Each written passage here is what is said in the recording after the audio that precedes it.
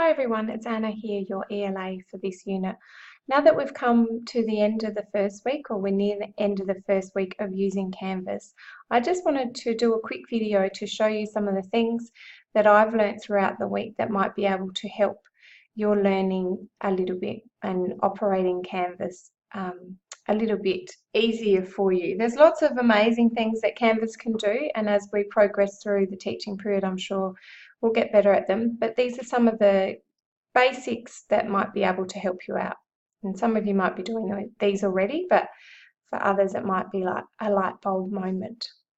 Okay, so first of all, go into your dashboard and then it lists the different units that you're doing. So we'll go into one of those units, and this will outline here just some recent activity. So if you get an announcement from the UC, it will appear in here. So this is really important information that you need to keep on top of, and this comes from Esther, our unit coordinator for this unit. So it's really important that you keep on top of those. If it doesn't come up in the recent activity, you can go to the announcement section and it shows you here that information as well.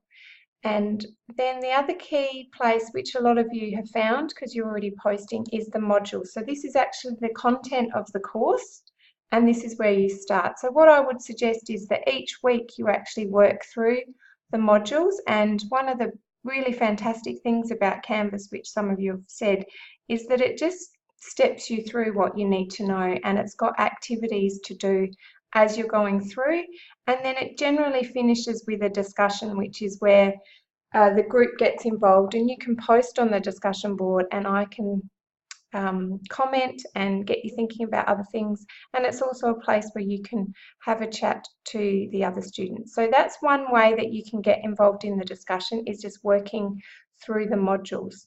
The other way is to go to the discussion page for our particular group. So that would be in this discussion section here. So if you click on that, it'll take you into the discussion board for your particular learning group. Now, the thing with Canvas, which does take a little bit of getting used to start with, but it's actually a really great feature, it shows you the discussions that have had the most recent activity first. So it's not listed in order of the course. If you want that, you need to go through the module section. But if you're just trying to find where the discussion is happening, this is where the board will list it in order of recent activity. So, and there you can keep on top of what's actually happening. And if you go over here, it will show you where the activity is, so that there's been 13 replies to that one. And the black side is that there's unread posts in there. So this will help keep you on track as to what, and I will post some information in the discussion board away from the learning materials, and particularly in the important updates section, and also as we get into the assignments, I'll post information in each of the assignment sections. So it is a good idea, once you've found your feet, to start to actually go directly to the discussion board and to keep on top of that. So when you found your way there and you want to get involved in a discussion, this will show you the unread replies, as I said, but to actually go into them, you need to just click on the discussion thread, and this will give you the actual activity or the discussion that we have. Not sure what happened there, why that's done that. Okay, so this is the main activity.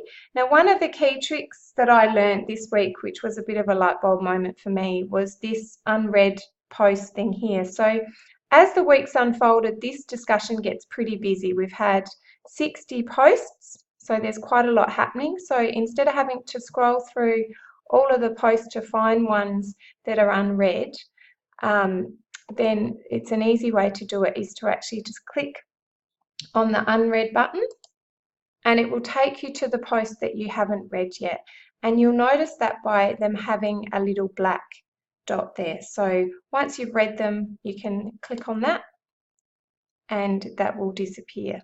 So that's a really great way to see the unread. And if you then have one that you'd like to reply to, you can just view it in discussion.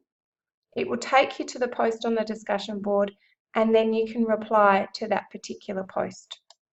You click on that and then you type hi. Okay, so that's a really good way to keep on top of the unread posts. And if you just want to go back up to the top of the discussion board, you go over to this little cog here and you just click go to parent, and it takes you to the discussion that you're go to topic. Okay, so that will take you back up to the top of the discussion board. And the other thing I just wanted to quickly show you is about replying to posts, so that we try to keep some sort of order on our discussion boards. So you'll find on the discussion board that this is the main post or the main activity, and each week I'll actually put what we call a reframe, or just give you some extra guidance or ideas of what things to think about. So you can either reply directly to the activity, and if you do this, it will create a new post from that activity. Okay, it'll be a clean post. So if you can see that, it is saving. It'll go down the bottom and it will be on its own, a post on its own. So in replying to the activity, that's what I would suggest that you do. If you want to reply to someone's post, so say you've come down here and you'd like to say something to Lockie, then you click on reply to that, and it will actually reply to his post directly. So, and then you post that. Okay, and as you see, it comes under this thread of that post, as opposed to having a new post created. So it might sound a little bit confusing, but as we progress through, if we can remember to, when we're applying to the activity, so that's something we're putting up a new post, to click reply up the top. If you want to reply to someone's post, then you actually click reply in there. Okay, so I hope that helps and gives you a few more things to think about and to play around with.